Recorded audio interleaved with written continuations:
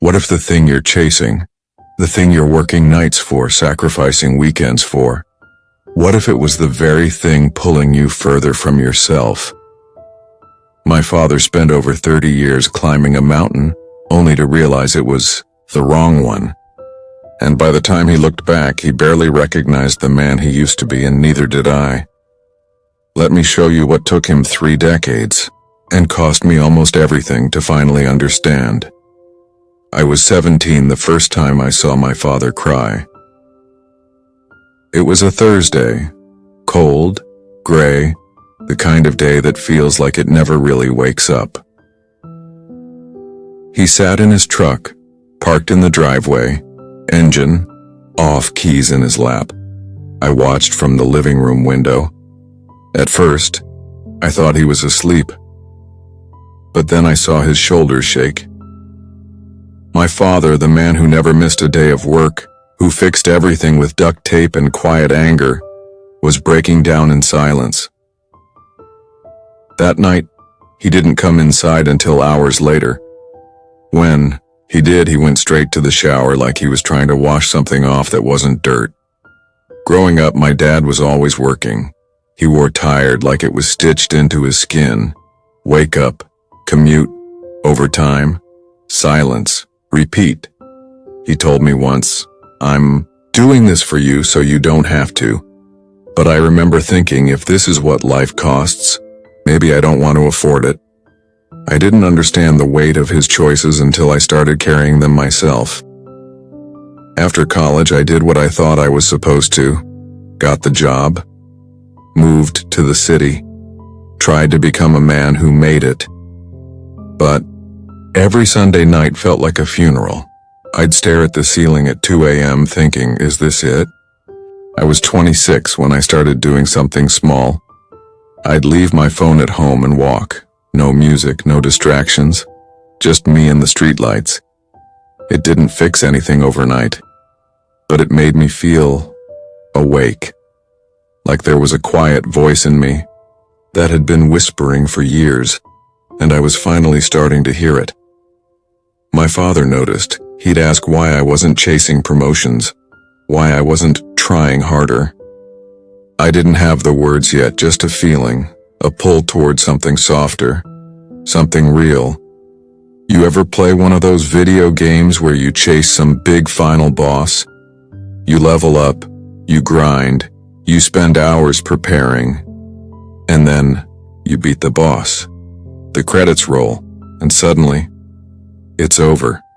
You're just sitting there with the controller in your hand, wondering what it was all for. That was my father's life. He thought retirement would feel like a parade, but it felt like an empty room. He got the house, the savings, the paid-off truck, but he couldn't remember the last time he laughed without guilt. He said to me once, "I don't know who I am without the struggle." And I finally understood. He had spent so long surviving he forgot how to live. I started doing things that didn't make sense to him. I worked less. I read more. I started painting again, badly, but with joy. I called old friends. I forgave people I hadn't spoken to in years. I even invited him on one of my silent walks. At first, he resisted. Then he came. We didn't speak much, but I saw it in his eyes. Something softening, loosening. He started walking on his own. First, just around the block, then by the river. He joined a community garden, started journaling. But then one morning, I found him in the kitchen, staring into his coffee. He said quietly, "Why did no one tell me sooner?" I said, "They probably did. You just weren't ready to hear it." Here's the truth most people won't tell you. The life you're trying to earn, it's not on the other side of success, it's already here, hiding inside the ordinary. It's not in the 6-figure job. It's in laughing with your brother at 2 a.m.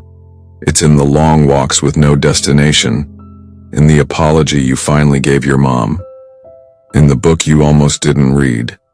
The breath you took and felt. We keep thinking life starts after we achieve something, but life is what happens while we're too busy proving our worth to notice. My father spent 30 years chasing the dream, but the real dream was learning how to slow down enough to feel alive.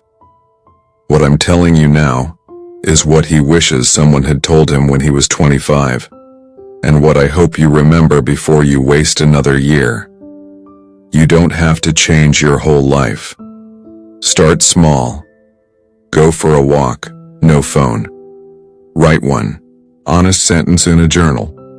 Tell someone you love them, not perfectly, just sincerely. Listen to the quiet parts of yourself. That's where the truth is hiding. You're not lost. You're just busy being someone you don't need to be anymore. Thanks for listening. I hope you remember what my father finally did, that life isn't something you earn, it's something you notice. You've already started. Keep going.